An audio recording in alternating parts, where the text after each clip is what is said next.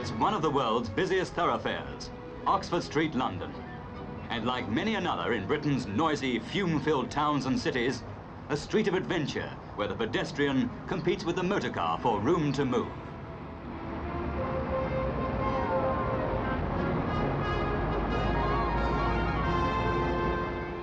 It's jam today and even more jam tomorrow as the traffic builds up. Every year in Britain, there are 350,000 road casualties, 3 out of 4 in built-up areas. And every year, too, more and more space is taken by cars, with streets where people live turned into car parks interfering with essential services. And it's not only the dustman who suffers. The vehicles of Britain cause huge delays, the cost of which has been worked out at over £500 million a year.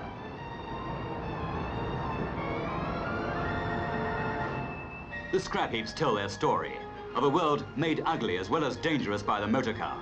And finding a way to live with it means nothing less than a revolution in the layout of our cities, an end to street systems as we know them.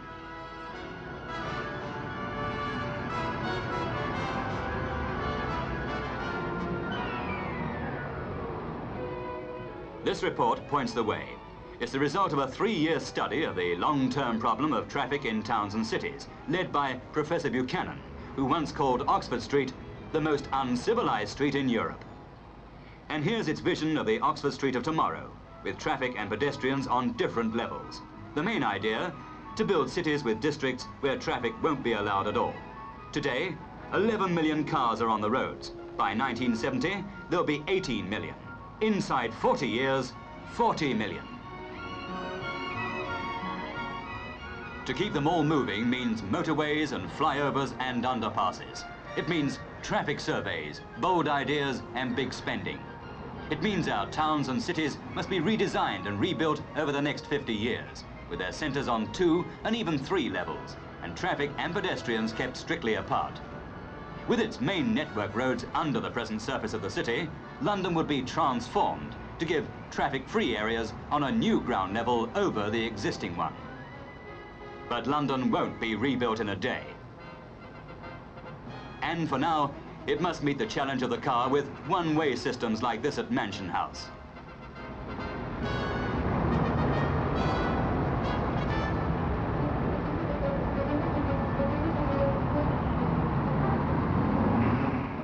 Or this on Albert Bridge.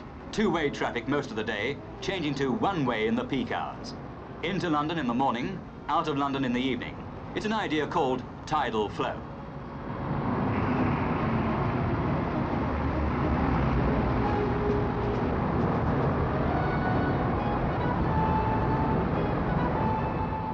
Britain hasn't the space to meet her traffic problems with vast intersections on the American scale.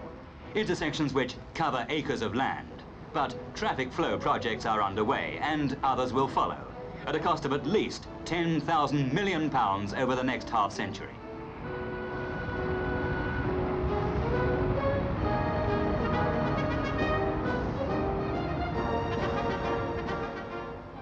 Here's how Liverpool plans to cope with the car, with a new city centre designed to handle the amount of traffic expected in 1985. Old streets and buildings will go, to make way for a centre where traffic and people will be kept apart. They're even planning a second Mersey tunnel, as the present one will have reached its full capacity by 1970. And the new Mersey sound looks like being that of the demolition squads preparing the way for the motor age Liverpool, with flyovers and underpasses and parking space for 30,000 cars. But even then, motorists who like to park all day will be discouraged.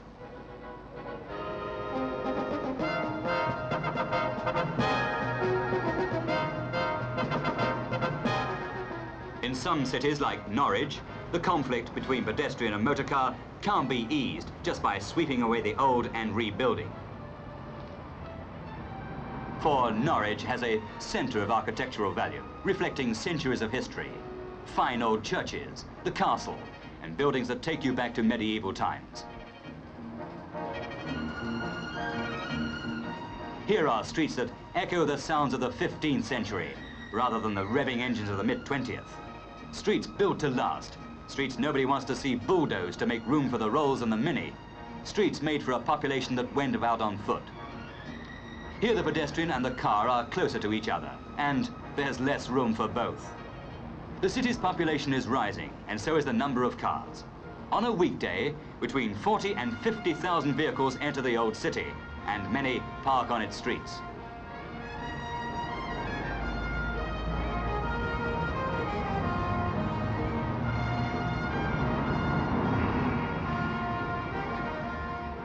Norwich has its special problems, but hundreds of other towns and cities have one thing in common: too many cars, not enough space.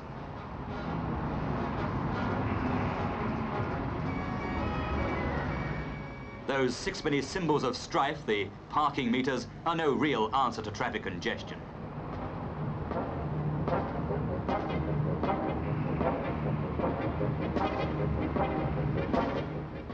Other ways of persuading motorists to keep out of city centres are being thought out.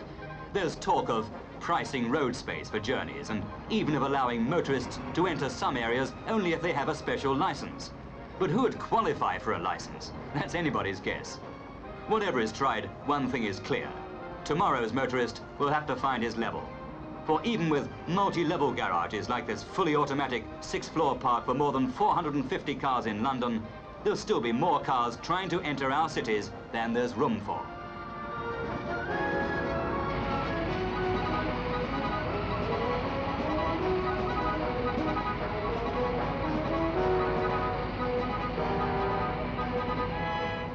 But what about this? A new town expressly designed for the motor car age, on the basis that every family living in it will own a car. A town where traffic is concentrated on motorway-type roads built for free flow and safety. A town of peaceful coexistence between motorist and pedestrian.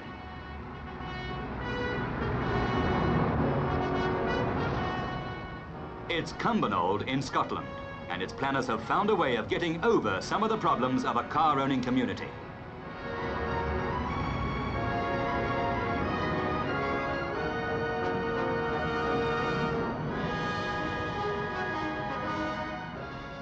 Here's one of the housing areas where no car can enter, and where children can play without risk of being run over.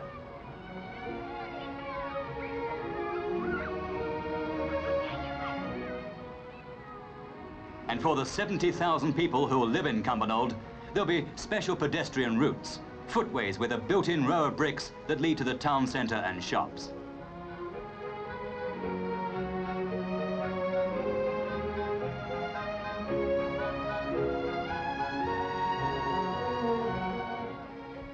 It's what the planners call a second-generation new town, and it's going up to relieve overcrowding in Glasgow.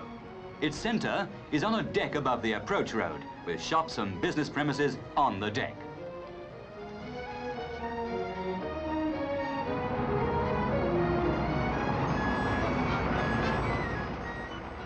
Yet even as Cumbernauld grows and its builders work on the town that's meant to meet the impact of the motor car, it may have been overtaken in the high-speed drive into tomorrow. For some experts are already saying that its basis of one car to one family isn't enough, that many families in the future will own 2 cars. If the motor car is not to become our master, Britain has to face a revolution as drastic in its own way as the Industrial Revolution of nearly 200 years ago. It'll be costly. It'll mean a big upheaval. But unless we're prepared to restrict the number of cars coming onto the roads, there's no other way.